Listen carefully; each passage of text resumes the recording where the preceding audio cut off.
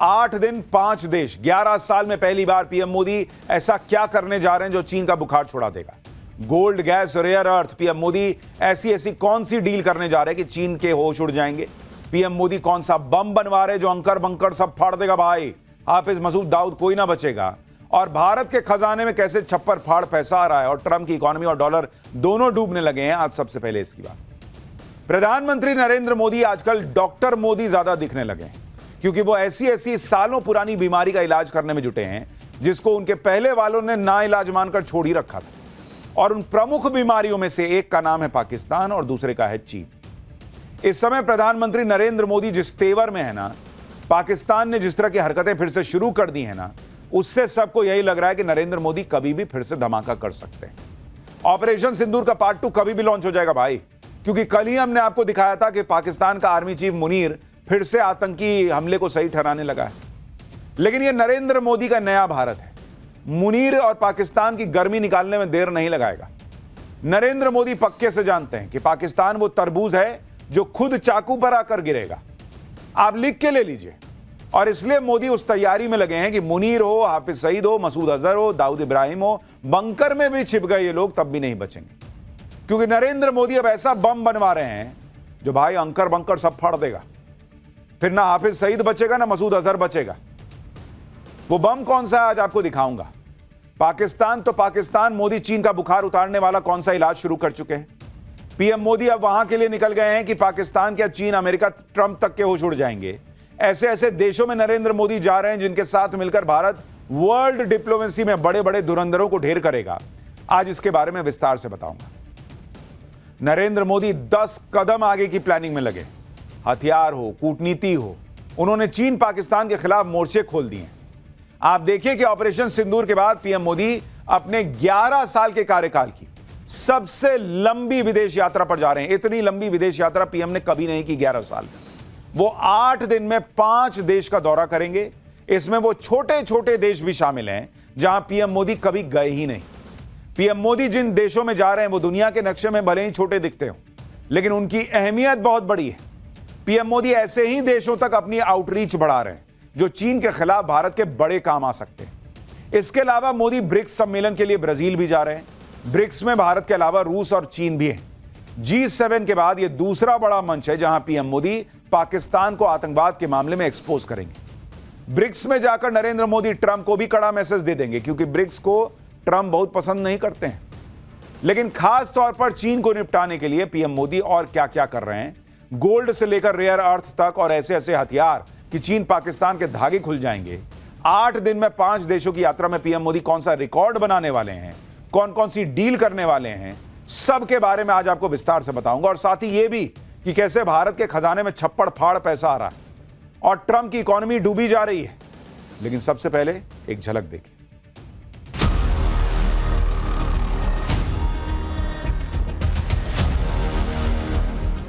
और अभी तो मैंने कुछ ज्यादा किया नहीं है, वहां पसीना छूट रहा है।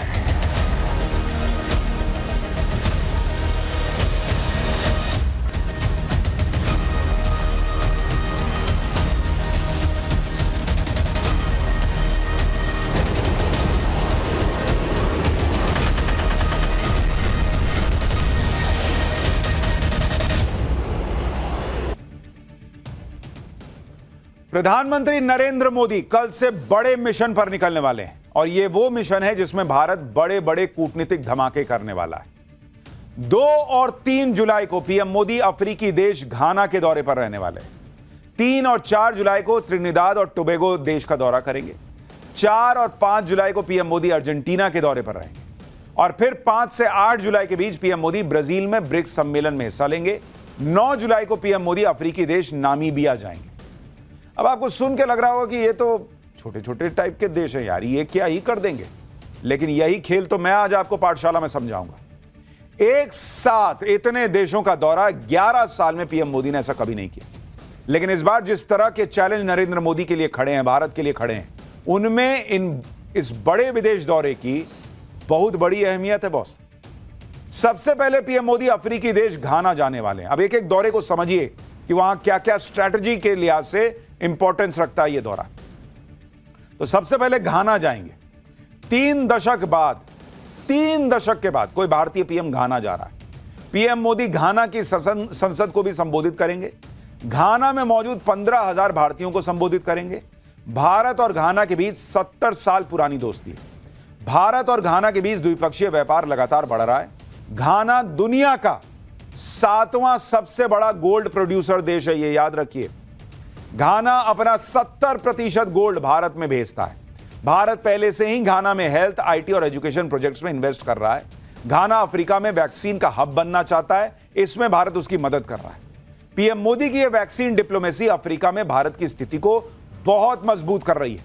पीएम मोदी के दौरे पर भारत और घाना के बीच डिफेंस पार्टनरशिप पर भी एक अहम मुद्दा जो है वो देखने को मिलेगा। यानी गोल्ड के लिए जाना जाने वाला घाना, जहां से बहुत बड़ी तादाद में सोना निकलता है, वहां नरेंद्र मोदी जाएंगे तो कुछ लोगों का सोना दूभर हो जाएगा। नींद वाला सोना, गोल्ड वाला नहीं। पीएम मोदी की इस अफ्रीकी देश की यात्रा को चीन के काउंटर के तौर पर भी देखा जा रहा है, क्योंकि चीन लगातार अफ्रीकी देशों पर अपना प्रभुत्व बढ़ा रहा है। अफ्रीकी देशों में चीन की मौजूदगी लगातार बढ़ रही है, तो उसकी काट के तौर पर भी इस दौरे को देखा जा रहा है।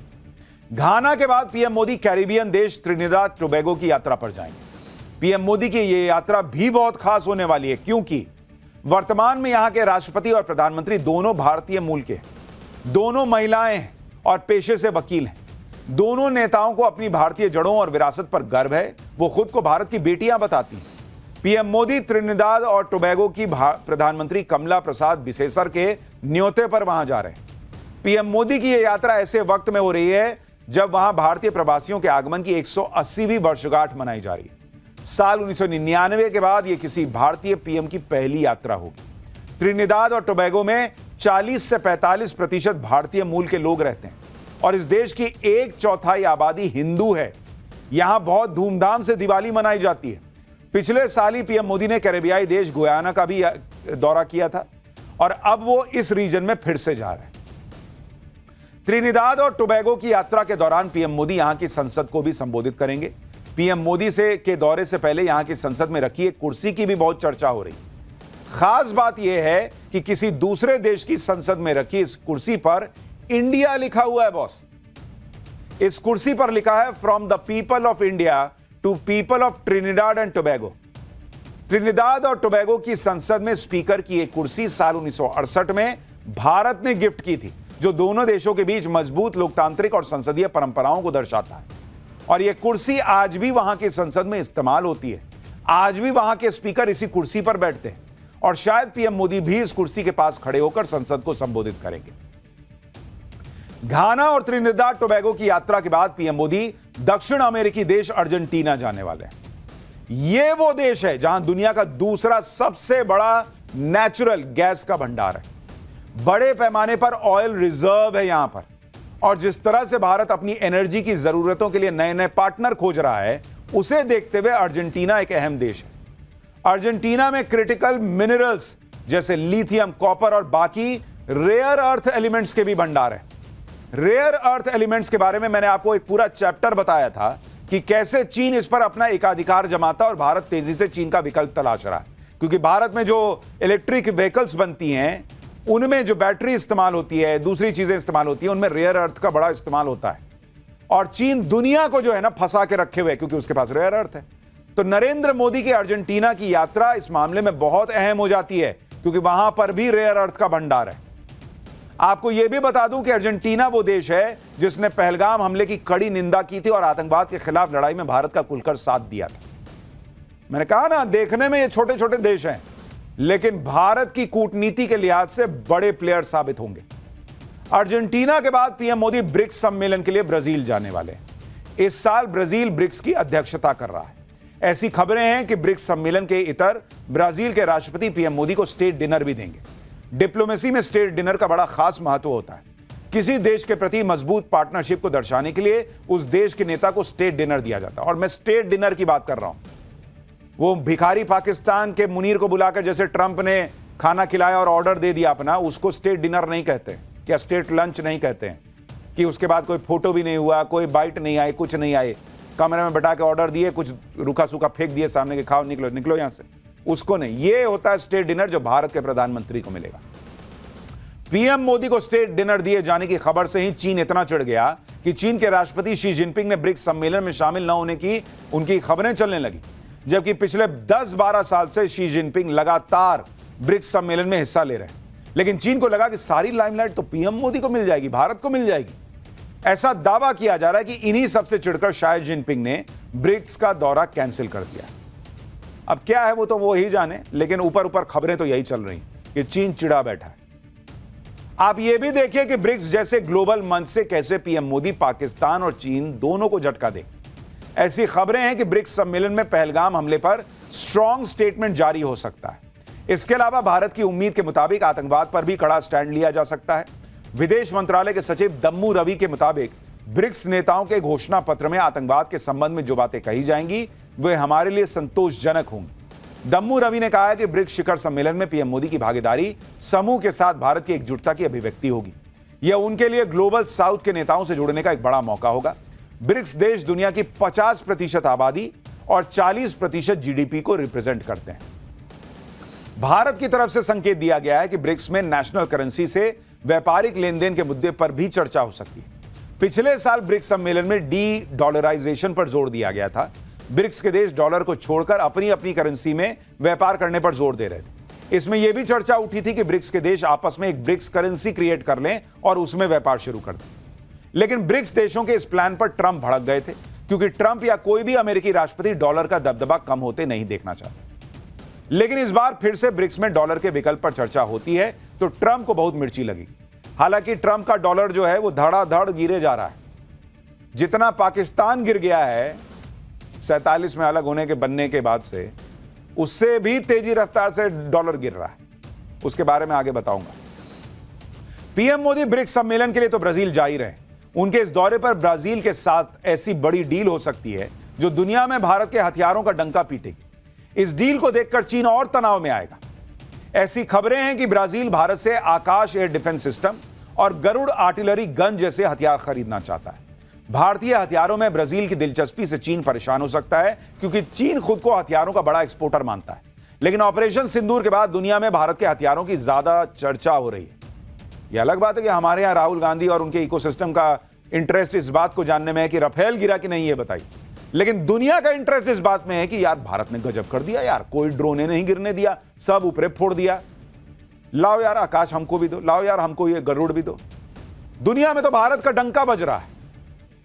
दूसरी बात, भारत, ब्राजील और चीन सब ब्रिक्स का हिस्सा है। अगर ब्राजील और भारत के बीच डिफेंस डील होगी तो इससे ब्रिक्स में चीन का दबदबा कम होगा। पीएम मोदी अपने इस विदेश दौरे में नामीबिया भी जाने वाले हैं। अभी उसके बारे में तो बताया ही नहीं। नामीबिया अफ्रीका का वो देश है जिसके पास बड़े खनिज भंडार हैं। नामीबिया से डायमंड, क्रिटिकल मिनरल्स और यूरेनियम निकलते हैं। भारत की नामीबिया के साथ डायमंड ट्रेड, क्रिटिकल मिनरल्स और यूरेनियम सप्लाई पर बात हो सकती है। नामीबिया में दुनिया का सबसे ज्यादा मरीन डायमंड है, जो डायमंड भारत में लंदन और दूसरे शहरों के जरिए आता है। लेकिन भारत अब नामीबिया से सीधे डायमंड ट्रेड की बात कर रहा है। नामीबिया में भारत की कई डायमंड प्रोसेसिंग कंपनियां भी काम करती हैं। भारत ने नामीबिया के माइनिंग, डायमंड प्रोसेसिंग सेक्टर में बड़ा निवेश भी कर रखा है। नामीबिया में रेयर अर्थ मेटल्स का भी बड़ा भंडार है जो भारत के काम आ सकता है। नामीबिया के पास यूरेनियम का भी बड़ा भंडार है जो भारत के न्यूक्लियर एनर्जी प्रोग्राम में काम आएगा। नामीबिया में 27 साल के बाद भारत का कोई प्रधानमंत्री जा रहा है। नामीबिया में पीएम मोदी वहां की संसद को भी संबोधित करेंगे। और इसलिए मैंने आपको कहा कि 11 साल में पीएम मोदी ने इतनी लंबी यात्रा, विदेश यात्रा नहीं की है। ऑपरेशन सिंदूर के बाद इस यात्रा के बड़े मायने हैं। जो चीन रेयर अर्थ पकड़े बैठा है उसको मैसेज देने के लिए भी इस यात्रा के बड़े मायने हैं। नामीबिया वो देश है जहां से पीएम मोदी भारत के लिए चीता लेकर आए थे। 2022 में 8 चीते नामीबिया से ही भारत आए थे, जो मध्य प्रदेश के कूनो नेशनल पार्क में लाए गए थे। जब से नामीबिया के चीते आए हैं तब से कूनो नेशनल पार्क में टूरिस्ट की संख्या बढ़ गई। अब तक नामीबिया और साउथ अफ्रीका से 20 चीते भारत ला चुका है और भारत में चीते खत्म हो गए थे, जिसके बाद पीएम मोदी ने यह नया प्रोजेक्ट शुरू किया था। एक तरफ नरेंद्र मोदी की यह कूटनीति चल रही है, दूसरी तरफ पाकिस्तान को कूटने की भी नीति चल रही है। जिस तरह से पाकिस्तान का फर्जी फील्ड मार्शल मुनीर फिर से भारत के खिलाफ जहर उगलने लगा है, जिस तरह से असीम मुनीर अपने आतंकवादियों को उकसा रहा है और फिर से टेरर कैंप खड़ा कर रहा है, उससे अगर कभी भी नरेंद्र मोदी ऑपरेशन सिंदूर पार्ट 2 शुरू कर दें या उसका मौका मिल जाए तो हैरानी नहीं होनी चाहिए। लेकिन इस बार नरेंद्र मोदी पाकिस्तान को घुसकर ठोकेंगे तो फिर असीम मुनीर ना हाफिज सईद को बचा पाएगा ना मसूद अजहर को बचा पाएगा। पिछली बार हाफिज सईद और मसूद अजहर दोनों को असीम मुनीर ने अंडरग्राउंड कर दिया था, बंकर में कहा गया कि छुपा दिया था। लेकिन नरेंद्र मोदी इस बार अंकर बंकर के चक्कर में नहीं पड़ रहे हैं। मोदी इस बार अंकर बंकर सब फाड़ देंगे बॉस, क्योंकि वो ऐसा बम बनवा रहे हैं जिसमें बंकर को चीर कर हाफिज सईद और मसूद अजहर तक पहुंचने की काबिलियत होगी। ऐसी खबरें हैं कि भारत अपना बंकर बस्टर बम बना रहा है। यह वही बंकर बस्टर बम है जिसे ईरान पर दागकर अमेरिका ने पूरी दुनिया में अपनी ताकत का डंका पीटा था, जिस बम ने ईरान की अंडरग्राउंड न्यूक्लियर साइट को फोड़ दिया था। अब भारत भी ऐसे बंकर बस्टर बम बनाने में लगा है, लेकिन यह भारत का बंकर बस्टर बम अमेरिका के बंकर बस्टर बम की तुलना में कम नहीं होगा, बल्कि उसे बराबरी की टक्कर देगा। और कई मायनों में तो यह अमेरिका के बंकर बस्टर बम से भी ज्यादा घातक होगा। भारत बंकर बस्टर बम बनाने के लिए अपनी सबसे ताकतवर इंटरकॉन्टिनेंटल बैलिस्टिक मिसाइल अग्नि 5 को मॉडिफाई कर रहा है। अग्नि 5 मिसाइल से ही 7,500 किलोग्राम के विशाल बंकर बस्टर वॉरहेड को दागा जाएगा, यानी इसे दागने के लिए B-2 बॉम्बर जैसे शक्तिशाली जेट की जरूरत नहीं पड़ेगी।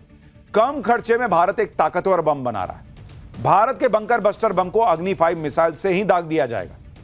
आमतौर पर अग्नि 5 मिसाइल न्यूक्लियर वॉरहेड कैरी करती है, इसकी रेंज 5,000 किलोमीटर होती है, लेकिन भारी भरकम बंकर बस्टर बम को दागने से इसकी रेंज 2,500 किलोमीटर होगी। लेकिन 2,500 में तो हम पाकिस्तान को फोड़ देंगे। इसे अग्नि 5 मिसाइल से दागा जाएगा तो इसकी सटीकता और भी बढ़ जाएगी। यानी जिस बंकर बस्टर बम को गिराने के लिए अमेरिका को एक बड़ा तूफानी प्लेन भेजना पड़ा, 37 घंटे उड़ा, आया गया, इतना किया, तब जाके बंकर बस्टर बम गिरा। भारत इतना नहीं करेगा, कम पैसे में जाके फोड़ देगा बंकर बस्टर। यहां से अग्नि 5 उड़ा, उधर फोड़ा, कोई अंकर बंकर नहीं, फोड़ो सबको। भारत के इस बंकर बस्टर बम से जमीन के 100 मीटर नीचे बने दुश्मन के ठिकाने भी ध्वस्त होंगे। यानी अब हाफिज और मसूद जैसे आतंकी बंकर में भी छिपे तो बच नहीं पाएंगे। बंकर बस्टर बम अमेरिका के पास भी है, चीन के पास भी है, लेकिन भारत जो बंकर बस्टर बम बना रहा है वो कैसे अमेरिका और चीन के बंकर बस्टर बम से अलग है, वो बताता हूं। अगर एक्सप्लोजिव ले जाने की क्षमता देखें तो भारत अग्नि 5 मिसाइल से 7,500 किलोग्राम एक्सप्लोजिव दाग सकता है। अमेरिका का GBU-57 bunker buster bomb 13,600 kilogram explosive से लैस होता है। चीन का DF-15C बंकर बस्टर बम 500 से 750 किलोग्राम एक्सप्लोजिव ही ले जा सकता है। जमीन के कितने अंदर जाकर टारगेट को भेज सकता है, अगर इसकी तुलना देखें तो भारत के बंकर बस्टर बम 80 से 100 मीटर जमीन के अंदर टारगेट को भेज सकते हैं। अमेरिका का बंकर बस्टर बम 60 मीटर तक टारगेट को भेज सकता है और चीन का करीब 20 मीटर। हथियारों के मामले में अगर आप मारक क्षमता देखें तो भारत 2,500 किलोमीटर, पूरा पाकिस्तान इसकी रेंज में आएगा। अमेरिका का बॉम्बर विमान पर निर्भर रहना, जहां मारना है वहां उड़ाकर ले जाना, यह उसकी कमी है।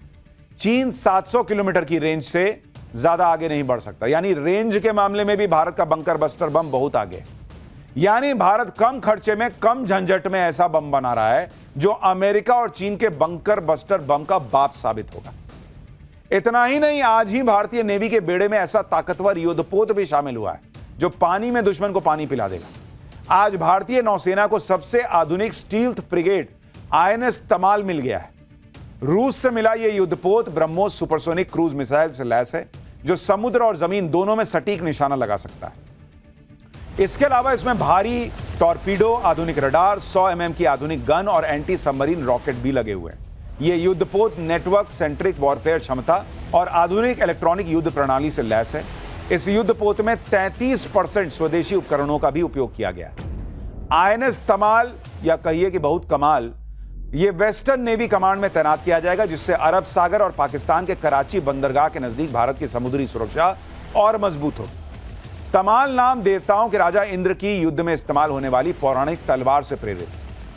तो यानी पाकिस्तान को एक और मैसेज है कि इस बार नेवी मारेगी और तमाल मारेगा तो इतना मारेगा कि कमाल होगा। भारत लगातार अपनी ताकत को बढ़ाता चला जा रहा है, नई नई डिफेंस डील कर रहा है, सेना की जरूरतों के मुताबिक हथियारों की खरीद को जल्द से जल्द निपटा रहा है। अब खबर है कि मोदी सरकार जल्दी ही 1 लाख करोड़ रुपए से ज्यादा की अलग अलग डिफेंस डील को मंजूरी देने वाली है। इसमें स्वदेशी quick reaction surface to air missile system की 3 नई रेजिमेंट की खरीद को मंजूरी मिल सकती है। इसमें वायुसेना के लिए 3 जासूसी विमान खरीद का भी प्रस्ताव है। इसके अलावा सुखोई 30 MKI को अपग्रेड करने का प्रस्ताव भी है।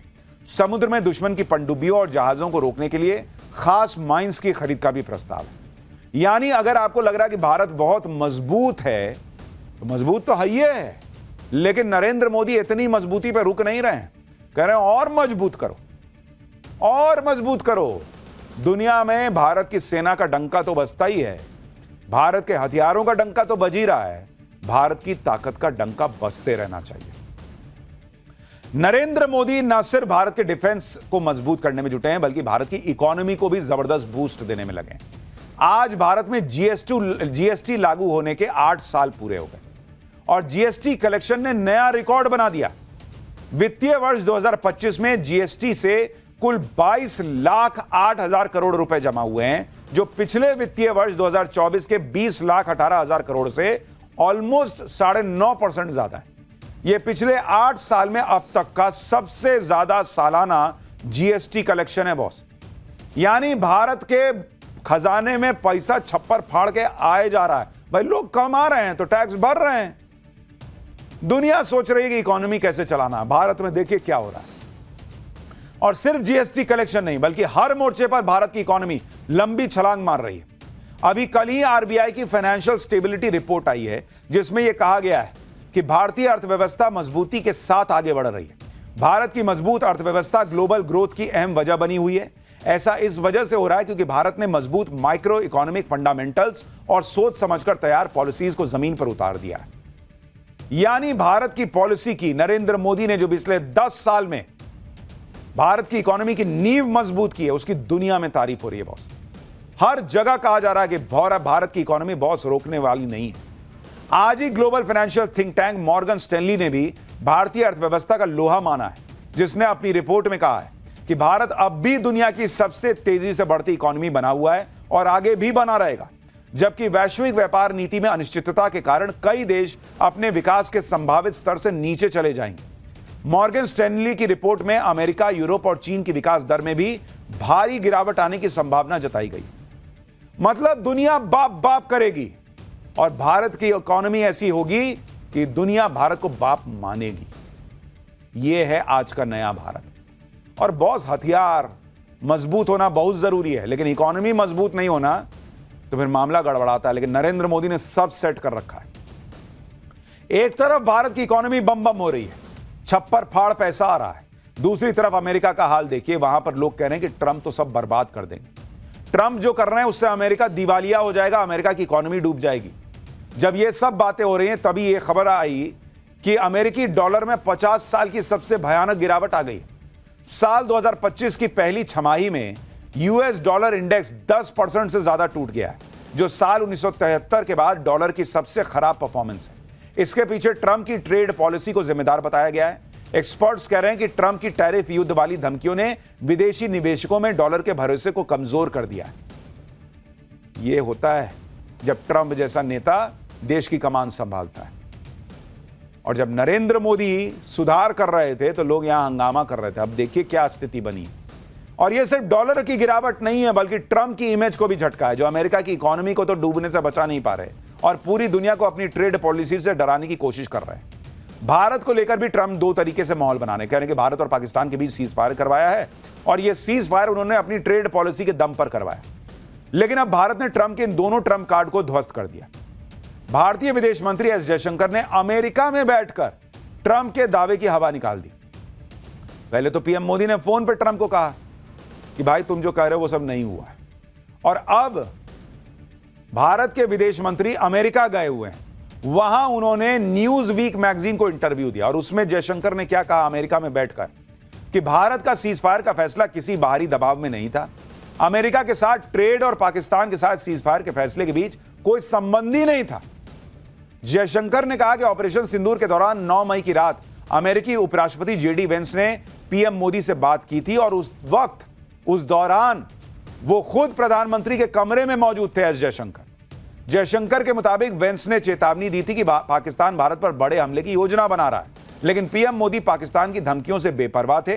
पीएम मोदी ने कहा था कि हमले का जवाब दिया जाएगा और इसके बाद अगली सुबह 10 मई को अमेरिकी विदेश मंत्री मार्को रूबियो ने पीएम मोदी को फोन किया।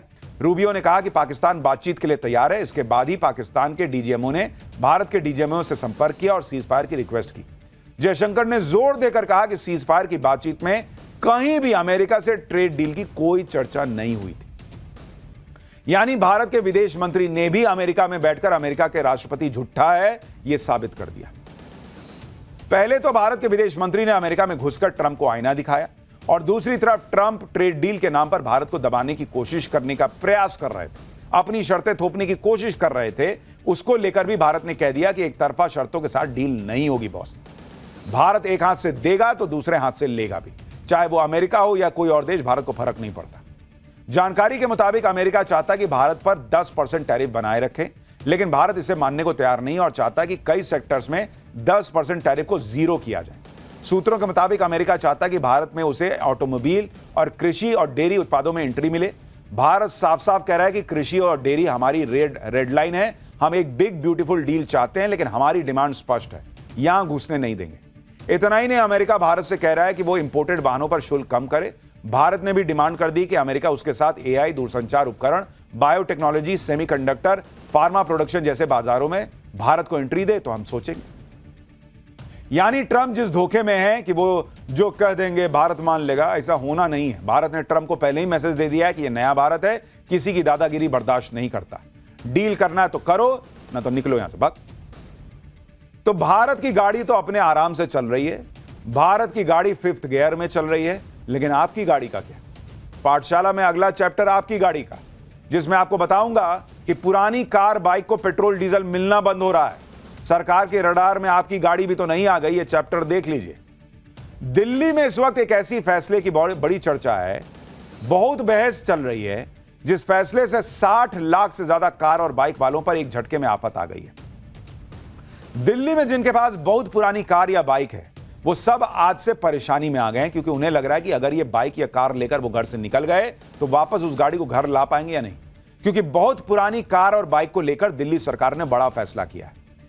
आज से दिल्ली में एंड ऑफ लाइफ व्हीकल्स यानी EOL व्हीकल, जिनकी जिंदगी खत्म होने की कगार पर है, जिनके पैर कब्र में गाड़ियों के, उनके मालिकों के नहीं, उनके खिलाफ मुहिम शुरू हो चुकी है। दिल्ली में अब 10 साल से ज्यादा पुरानी डीजल गाड़ियों और 15 साल से ज्यादा पुरानी पेट्रोल गाड़ियों को पेट्रोल और डीजल मिलेगा ही नहीं।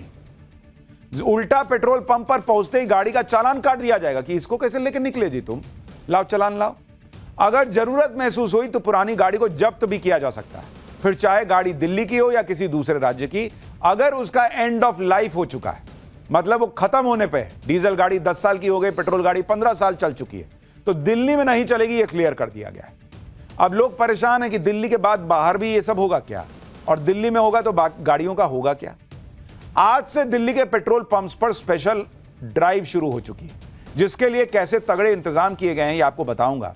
अगर आपकी पुरानी गाड़ी जब्त हो गई तो उसे कबाड़ होने से बचाने के लिए आपके पास क्या ऑप्शन है, यह भी बताऊंगा। लेकिन सबसे पहले दिल्ली में पुरानी गाड़ियों के खिलाफ कैसा एक्शन चल रहा है, जरा ट्रेलर देखिए।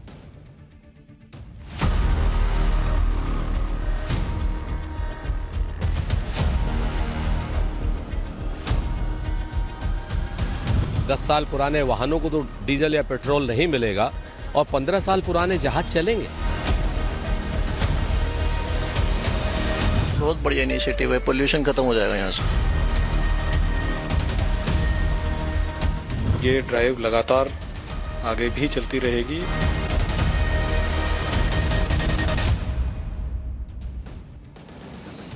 दिल्ली में बैठे बिठाए लोगों पर एक नई आफत आ गई, जिनके पास 10 साल पुरानी पेट्रोल और 15 साल पुरानी 10 साल पुरानी डीजल गाड़ी और 15 साल पुरानी पेट्रोल गाड़ी है, उनकी गाड़ियों की शामत आ गई। दिल्ली के पेट्रोल पंप्स पर पुराने वाहनों के खिलाफ धरपकड़ अभियान चल रहा है। दिल्ली में करीब 62 लाख वाहन EOL कैटेगरी में है, यानी जो मरने की कगार पर है। इनमें 41 लाख तो 2 व्हीलर वाहन है। इनके खिलाफ दिल्ली के 350 पेट्रोल पंप्स पर पुलिस, ट्रैफिक पुलिस और नगर निगम की टीमें तैनात कर दी गई हैं, जो 10 से 15 साल पुराने वाहनों पर एक्शन ले रही। देखिए ना भाई, वहां तुरंत चालान कट रहा है, लेके गप गप काट दे रहा है। अब ये पुराने वाहनों की पहचान कैसे की जा रही, इसके बारे में आपको बताता हूं। दिल्ली के सभी पेट्रोल पंप पर अब ANPR यानी ऑटोमेटिक नंबर प्लेट रिकॉग्निशन कैमरे लगा दिए गए। जैसे ही कोई गाड़ी पेट्रोल पंप में एंट्री करेगी, उसका नंबर प्लेट स्कैन होगा। चंद सेकंड में वो बता देगी कि अरे ये तो मरने वाली गाड़ी लग रही है, EOL है, एंड ऑफ लाइफ वाली कैटेगरी की है या नहीं है। अगर वाहन EOL निकला तो उसको पेट्रोल डीजल देने से इनकार कर दिया जाएगा और मौके पर ही गाड़ी का चालान कटेगा या गाड़ी सीधे जब्त कर ली जाएगी और जब्त करने के बाद वाहन को स्क्रैपिंग यार्ड भेज दिया जाएगा कि खत्म ही करो इसको। अब आप ये रिपोर्ट देखिए कि किस तरह का माहौल है। फिर आपको बताऊंगा कि दिल्ली में पुरानी गाड़ियों के खिलाफ इस मुहिम का मकसद क्या है और देश के बाकी हिस्सों में भी ऐसा होगा क्या। कैमरे सामने की तरफ लगे हैं जहां से जो गाड़ियां हैं वो इंटर करती हैं और ये कैमरे उन गाड़ियों के नंबर प्लेट को देखते हैं, उन गाड़ियों के नंबर प्लेट को स्कैन करते हैं और जो ट्रांसपोर्ट डिपार्टमेंट में जो डेटाबेस है उस डेटाबेस के साथ मैच करते हैं। अगर कोई भी गाड़ी जो एंड ऑफ लाइफ है, जो कि ट्रांसपोर्ट डिपार्टमेंट के जो डेटा है उसके हिसाब से पता चलता है कि वो पुरानी गाड़ी है, एंड ऑफ लाइफ गाड़ी है, तो उसके बाद उस गाड़ी को यहाँ पर जो है बताया जाता है। अंदर एक छोटा स्पीकर भी बाकायदा लगा हुआ है और यही स्पीकर से अनाउंसमेंट होगी कि ये यानी आपकी गाड़ी पुरानी है, 10-15 साल पुरानी, और घुसी तो स्पीकर से हाँ हाँ बजने लगेगा कि देखो आ गया पकड़ा गया। पेट्रोल पंप्स पर जैसे ही किसी EOL गाड़ी की एंट्री होती है वैसे ही कैमरे नंबर प्लेट से गाड़ी की उम्र पहचान लेते हैं और तुरंत सायरन बजने लगता है। दिल्ली के आश्रम चौक के एक पेट्रोल पंप पर जब 15 साल से ज्यादा पुरानी मर्सिडीज कार फ्यूल बनाने के लिए पहुंची तो सायरन बज गया। वो भाई सोचेगा हम मर्सिडीज लेके जा रहे हैं, हमको कौन टोकेगा। वहां घाय सायरन बज गया। इसके बाद मर्सिडीज जब्त हो गई भाई। इसी तरह एक हरियाणा नंबर की SUV कार को भी पेट्रोल पंप पर सीज कर लिया गया जिस पर आर्मी का स्टिकर लगा हुआ था। हालांकि ट्रैफिक पुलिस की टीमें जरूरत महसूस होने पर EOL वाहनों को मौके पर जब्त कर रही हैं। ज्यादा EOL वाहन मालिकों को जुर्माना लगाकर छोड़ा भी जा रहा है। 2 व्हीलर के मालिकों के जुर्माने की राशि 5,000 है जबकि 4 व्हीलर के मालिकों पर 10,000 का जुर्माना लग रहा है और चेतावनी दी जा रही है कि अगर जुर्माने के बाद भी गाड़ी दिल्ली में चलती दिख गई तो भाई इस बार नहीं छोड़ूंगा, फिर जब्त हो जाएगा। पुरानी गाड़ियों के खिलाफ इस ड्राइव को लेकर सवाल भी उठ रहे हैं। लोग कह रहे हैं कि जब वो अपनी पुरानी गाड़ी को अच्छे से मेंटेन करके रखते हैं तो फिर दिक्कत क्या है, उनकी गाड़ियों को जब्त क्यों किया जा रहा है। दरअसल यह सुप्रीम कोर्ट और commission for air quality management के आदेश पर हो रहा है। साल 2018 में सुप्रीम कोर्ट ने दिल्ली में 10 साल से पुराने डीजल वाहनों और 15 साल से पुराने पेट्रोल वाहनों पर प्रतिबंध लगा दिया था। सुप्रीम कोर्ट ने, यह आपको बता रहा हूं, तो यह 2018 का फैसला है। नेशनल ग्रीन ट्रिब्यूनल ने साल 2014 में दिल्ली की सार्वजनिक जगहों पर 15 साल से ज्यादा पुराने वाहनों की पार्किंग पर प्रतिबंध लगाया था। लेकिन अब की बार सुप्रीम कोर्ट ने सख्ती दिखाते हुए दिल्ली सरकार को आदेश दिया कि प्रदूषण को रोकने के लिए पुरानी गाड़ियों पर बैन को सख्ती से लागू कीजिए। प्रदूषण नियंत्रण आयोग भी कह चुका है कि ऐसी गाड़ियों को धीरे धीरे हटाना जरूरी है जो दिल्ली में प्रदूषण के लिए जिम्मेदार है। यानी यह सब कुछ सुप्रीम कोर्ट के आदेश पर हो रहा है। इसके बाद दिल्ली सरकार ने यह अभियान चलाया और इसको लेकर दिल्ली की मुख्यमंत्री रेखा गुप्ता क्या कह रही हैं, एक बार सुनिए, फिर आपको बताऊंगा कि पुराने वाहनों को जब्त करके क्या दिल्ली में प्रदूषण की समस्या का समाधान हो जाएगा क्या। हम भी ये सोचते हैं कि ये चीजें किस तरीके से इम्प्लीमेंट हो, सरकार भी उसको देख रही है। कैमरों के ऊपर बहुत बड़ी इसमें डिपेंडेंसी है कि पेट्रोल पंप पे जो कैमरों की बात माननीय कोर्ट द्वारा की गई, हम भी उसकी वायबिलिटी देख रहे हैं कि दिल्ली में यदि कार्रवाई ये शुरू होती है तो उसका इम्प्लीमेंटेशन ठीक से हो, लोगों को दिक्कतें ना आए, लोगों के संज्ञान में भी चीज़ें रहे। अपनी ओर से सरकार पूरा प्रयास कर रही है कि ये चीज़ें आराम से हो पाएं और उसको हम अभी भी काम कर रहे हैं उस सारे विषय पे। लेकिन एक बड़ा सवाल यह है कि क्या 15 साल पुराने वाहनों को तेल न देने, उनको बैन कर देने से क्या दिल्ली को प्रदूषण से निजात मिल जाएगी। साल 2023-24 के इकोनॉमिक सर्वे के मुताबिक दिल्ली में करीब 80 लाख गाड़ियां, इनमें सबसे छोटे प्रदूषित कण यानी PM 2.5 निकलते हैं। दिल्ली के प्रदूषण में 47% PM 2.5 इन्हीं वाहनों से निकलता है। दिल्ली में पुराने वाहनों से हानिकारक गैसों का उत्सर्जन ज्यादा होता है जो पुराने BS2, BS3 और BS4 ईंधन मानकों पर चल रहा है। रिसर्च में पाया गया कि BS4 वाहन नए BS6 वाहनों की तुलना में 5.5 गुना ज्यादा प्रदूषण फैलाते हैं।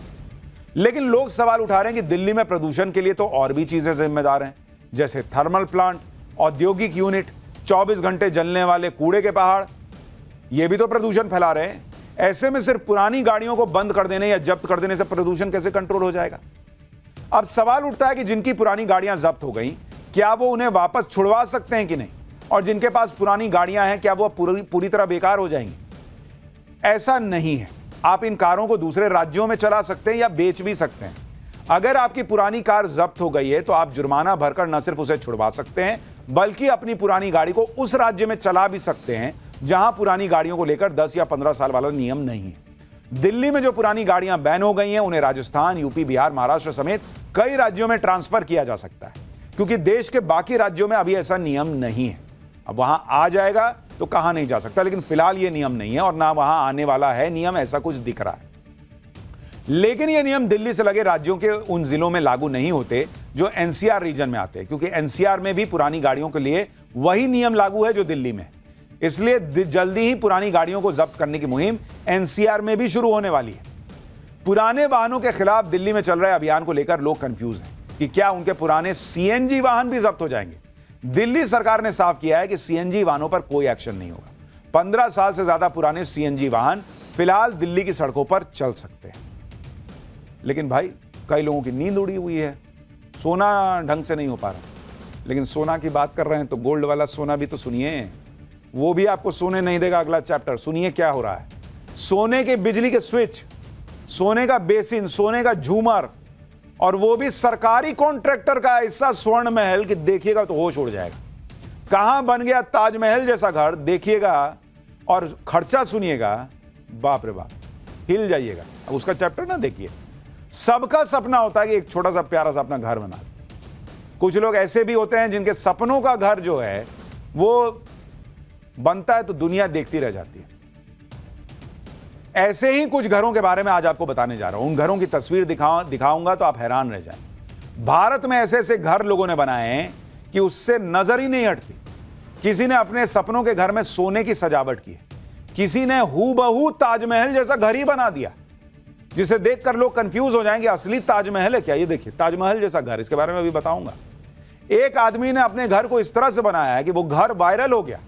घर के अंदर असली सोने से सजावट की गई है। ये देखिए, घर की सजावट में इतना सोना लगा दिया गया कि 2-4 फ्लैट तो घर में लगे हुए सोने से खरीदे जा सकते हैं। ये देखिए, आदमी ढंग से सो ना पाए कि सफाई करते करते कोई ले न ले। इसी तरह से एक इंसान ने अपने प्रेम को जाहिर करने के लिए ताजमहल जैसा घर बना लिया, जो एकदम असली ताजमहल जैसा दिख रहा है, बस छोटा है थोड़ा। ये दोनों घर आलीशान तो हैं ही, इनके मालिकों की जिंदगी भी बेहद आलीशान है, शानदार है और सवालों से घिर रही है। अब लोग पूछ रहे हैं इतना पैसा कहां से आया। सबसे पहले आपको वो घर दिखाते हैं जिसने सबके होश उड़ा रखे। ये घर मध्य प्रदेश के इंदौर में एकदम फिल्मी स्टाइल में बनाया गया है, जैसा फिल्मों में घर होता है। बेहद आलीशान घर के अंदर लंबा चौड़ा गार्डन, गाड़ियों के लिए बड़ा सा गैराज, सबसे बढ़कर घर की सजावट। इंदौर के इस घर को गोल्डन हाउस कहा जा रहा है, स्वर्ण महल, क्योंकि इस घर के अंदर असली सोने की सजावट की गई है। देखिए ना भाई, बिजली का स्विच सोने का है। वो वहां आपको छू के करंट नहीं लगेगा, देख के करंट लग जाएगा कि बाप रे बाप, सोने का बिजली का स्विच लगाए हुए। घर के मालिक ने अपने सपनों से सुंदर इस घर को बनाने में पानी की तरह पैसा खर्चा कर दिया। घर की डिटेलिंग के बारे में आपको बताऊंगा तो आपका मुंह खुला का खुला रह जाएगा। पूरे घर में असली सोने से सजावट की गई। घर के झूमर सोने के, फर्नीचर पर भी सोने का काम, झूमर सोने का, घर में लगे पावर स्विच सोने के, लाइट पंखा चलाने के लिए सोने के स्विच हैं। घर की छत पर सोने का काम किया गया है। यह घर किसका है और घर को लेकर क्या क्या कहा जा रहा है वो आगे बताऊंगा। पहले इस गोल्डन हाउस की कुछ और तस्वीरें आपको दिखाता हूं। यह घर के अंदर का मेन एरिया है जहां घुमावदार सीढ़ियां बनी हुई हैं, जरा वो दिखाइए। घर के मालिक को फिल्मी घर बहुत पसंद है, इसलिए उसी तरह से घर को बनाया गया है। ये देखिए, आलीशान घर बनाया गया है। घर में जगह जगह सोने की मूर्तियों से सजावट की गई है, मूर्ति सोने की है। अब आपको बताता हूं कि इंदौर का ये सोने का महल है किसका। इंदौर का ये गोल्डन हाउस अनूप अग्रवाल का है। अनूप अग्रवाल ठेकेदार हैं। हाईवे इंफ्रास्ट्रक्चर प्राइवेट लिमिटेड नाम की कंपनी है इनकी। सरकारी कॉन्ट्रैक्ट लेकर काम करते हैं और अब तक कई प्रोजेक्ट बना चुके हैं। फिल्मों जैसा घर बनाने की इनकी इच्छा थी, इन्होंने पैसा झोंक दिया। अब लोग कह रहे हैं कि सरकारी कॉन्ट्रैक्टर के पास इतना पैसा, इतना सब कुछ। अनूप अग्रवाल को सरकारी ठेकों से काफी मुनाफा हुआ कहा जाता है और उनके घर में दिख भी रहा। अनूप अग्रवाल ने अपनी जिंदगी के बारे में क्या कुछ बताया, एक बार सुनिए, फिर दिखाता हूं इनका कार कलेक्शन जो और भी शानदार है। अनूप अग्रवाल के आलीशान घर में एक से बढ़कर एक शानदार कार्स भी। अनूप अग्रवाल के पास 1936 की विंटेज मर्सिडीज है। इसके अलावा BMW, ऑडी, वॉल्वो जैसी महंगी गाड़ियां हैं। अनूप अग्रवाल का कहना है कि कोई भी नई कार लॉन्च होती है तो उसको खरीद ही लेते हैं। ठेकेदार साहब के इस घर में कई बेडरूम हैं, जिसके बारे में वो बड़े गर्व से बताते हैं। इस गोल्डन हाउस में कुल 10 बेडरूम हैं, जो बेहद शानदार हैं, और ठेकेदार साहब खुद जिस बेडरूम में रहते हैं वो तो अद्भुत है। बेडरूम के अंदर की सजावट तो खूबसूरत है ही, सबसे खास बेडरूम की बालकनी है, जो एक लंबे से गलियारे के रूप में है, और इस बालकनी से पूरा घर दिखाई देता है। घर के एंट्री पॉइंट पर ही गौशाला भी बनी हुई है, जो इस बालकनी से दिखाई देती है। यानी गौशाला से लेकर लग्जरी और सोने की सजावट तक इस घर में सब कुछ हैरान कर देने वाला है। सोशल मीडिया पर इंदौर के ठेकेदार अनूप अग्रवाल के घर की बड़ी चर्चा हो रही है। लोग इतना आलीशान और सोने की सजावट वाला घर देखकर हैरान। लोग सोशल मीडिया पर कैसे कैसे कमेंट कर रहे हैं वो भी सुनिए। एक शख्स ने कमेंट किया कि जब स्विच बदलना होगा तो बिजली वाला आएगा या ज्वेलर को बुलाना पड़ेगा। एक यूजर ने लिखा कि सर आपके घर में साफ सफाई की नौकरी मिलेगी क्या। एक ने लिखा कि अमीर भी हैं और संस्कारी भी हैं। किसी ने लिखा कि अरे भाई ईडी को ये घर अभी तक नहीं दिखा क्या। यानी अलग अलग तरह की बातें इस घर को लेकर की जा रही हैं। लेकिन ये इकलौता घर नहीं है जिसकी चर्चा हो रही है। अपने सपनों का घर बनवाने की बात हो और इसे बनवाने का पैसा जेब में हो, तो फिर ऐसे ऐसे गजब के लोग पड़े हैं जो फिर पैसा नहीं देखते। जैसे मध्य प्रदेश में ही एक आदमी ने अपनी पत्नी के लिए ताजमहल जैसा घर ही बना दिया, जो दिखने में एकदम असली ताजमहल जैसा दिख रहा है। इस घर की चर्चा भारत ही नहीं बल्कि विदेश में भी हो रही है। देख ताजमहल और इसको दोनों को एक साथ देखिए। अब दोनों में बाहर से शायद ही कोई अंतर दिखाई दे, दोनों हूबहू एक जैसे दिखाई दे रहे हैं। ताजमहल की तरह इस घर में 4 मीनारें हैं। ताजमहल की तरह छत पर एक बड़ा सा गुंबद है। ताजमहल के जो डायमेंशंस हैं वही डायमेंशन इस घर में भी रखे गए हैं। ये देख रहे हैं, ये आपको देख के लग रहा है ताजमहल, अरे भैया उसका घर है उस आदमी का, मध्य प्रदेश में। ये घर बाहर से जितना सुंदर है अंदर से और खूबसूरत। अगर इसके मालिक इसका टिकट लगा दें तो देखने के लिए लाइन लग जाए। घर के अंदर सफेद पत्थरों से नक्काशी की गई है, सीढ़ियों पर ऐसी कलाकारी की गई है कि आप हैरान रह जाएंगे। अब इस घर के मालिक के बारे में भी आपको बताता हूं। इस घर को आनंद प्रकाश चौकसे ने अपनी पत्नी के लिए बनवाया है। इस आलीशान घर में वो अपनी पत्नी मंजूषा और बच्चों के साथ रहते हैं। ताजमहल जैसा घर बनाने में 3 साल का समय लगा। इस घर के अंदर 4 बेडरूम, हॉल और किचन है। नक्काशी का काम आगरा के कारीगरों ने किया। सूरत और कोलकाता से भी कारीगर बुलाए गए। घर को बनाने में करीब 20 करोड़ रुपए खर्च हुए। घर को एनवायरमेंट फ्रेंडली बनाया गया है। सर्दी, गर्मी, बारिश में घर के अंदर एक जैसा तापमान बना रहता है। आनंद प्रकाश चौक से आनंद एजुकेशनल टेक्निकल वोकेशनल सोसाइटी के फाउंडर हैं। वो कई स्कूल चलाते हैं। ऑल इज वेल नाम से मल्टी स्पेशलिटी अस्पताल के फाउंडर भी हैं। लेकिन उनकी चर्चा ताजमहल जैसे घर की वजह से ज्यादा हो रही है। घर के बारे में बड़े गर्व से वो बताते भी हैं। यानी ये घर और ताजमहल दोनों एक जैसे दिख रहे हैं, लेकिन जिन्होंने ये घर बनवाया है उनमें और उस ताजमहल को बनवाने वाले में फर्क है। इन्होंने अपनी पत्नी जीती जीत पत्नी के लिए जो है वो घर बनवा दिया, उसके जैसा बाद में नहीं बनवाया। और ना ही इनके बेटे ने इनको कैद में रखा है जैसे उसको रखा गया था। मुगल नहीं है ना, संस्कारी हैं थोड़े। पाठशाला में अब अगली क्लास। भारत, पाकिस्तान, चीन, 3 देश लेकिन दर्द एक। बाढ़ बारिश के कहर की गजब तस्वीरें आ गई हैं। अब उसका चैप्टर खोलने जा रहा हूं कि भारत, पाकिस्तान, चीन में बाढ़ कैसे तबाही मचा रहा है। जून के आखिर में मॉनसून ने दक्षिण एशिया में तबाही का जो ट्रेलर दिखाया उसने भारत, चीन और पाकिस्तान के कई इलाकों में कोहराम मचा दिया। और अब तो मॉनसून ने ऐसी रफ्तार पकड़ ली है कि आसमान से आफत ऐसी बरस रही कि लोग त्राहिमाम कर रहे हैं। भारत के पहाड़ी राज्यों में बादल फटने और लैंडस्लाइड ने तबाही मचाई है, तो पहाड़ों में हो रही बादल फाड़ बारिश से मैदानों में नदियां रौद्र रूप दिखा रही हैं। पाकिस्तान में भी कई इलाके पहले ही लगातार हो रही बारिश की वजह से बाढ़ से बेहाल हैं। उस पर भारत ने जम्मू कश्मीर में पाकिस्तान जाने वाली नदियों पर बने डैम के गेट खोल दिए, जिसने कुछ दिन पहले तक बूंद बूंद के लिए तरस रहे पाकिस्तान को पर डूबने का खतरा बढ़ा दिया है। उधर चीन में तो बाढ़ और बारिश ने पिछले 50 साल का रिकॉर्ड तोड़ दिया है। चीन के कई शहरों पर बाढ़ की मार पड़ी है। शहर के शहर पानी में डूब गए हैं। कई मॉल, शॉपिंग कॉम्प्लेक्स में पानी भर गया है। एक तरफ दक्षिण एशिया में मानसून की बारिश लोगों पर मुसीबत बनकर टूट रही है, तो दूसरी तरफ दक्षिण यूरोप के कई देश भीषण गर्मी की लहर से झुलस रहे हैं। आज पाठशाला में Bharat to Pakistan to China monsoon के कहर की डराने वाली एक तस्वीर दिखाऊंगा। यूरोप में भीषण हीटवेव के बीच पुर्तगाल में हैरान करने वाले घूमते बादल की तस्वीर दिखाऊंगा। लेकिन जो हो रहा है उसकी एक झलक देखिए।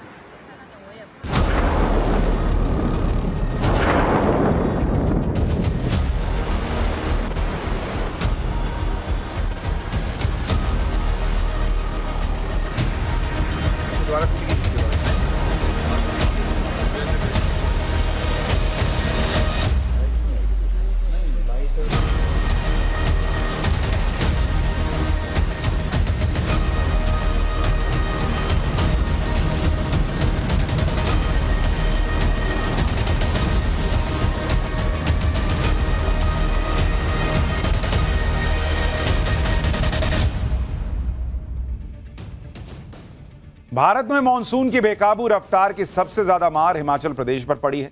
हिमाचल प्रदेश में पिछले 3 दिनों से मूसलाधार बारिश हो रही है और मंडी में तो एक ही दिन में 4 जगहों पर बादल फटने से तबाही मच गई। बादल फटने के बाद मंडी से गुजर रहे नदी नाले उफान पर हैं।